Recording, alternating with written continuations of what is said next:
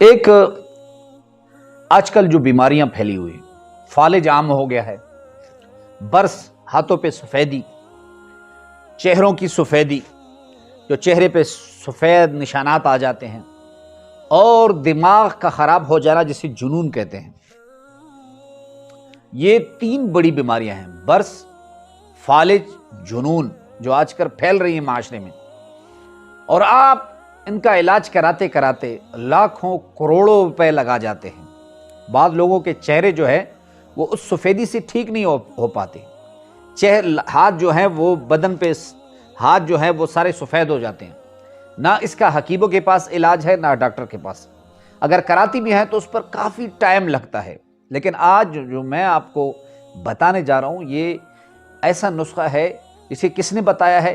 سید مفسرین حضرت عبداللہ ابن عباس رضی اللہ عنہ۔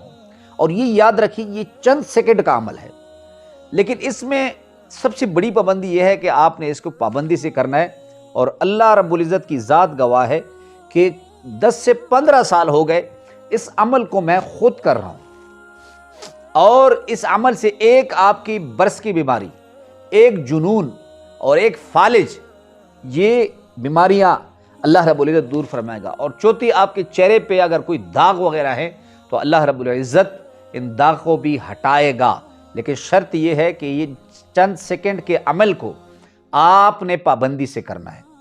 تو وہ عمل کیا ہے؟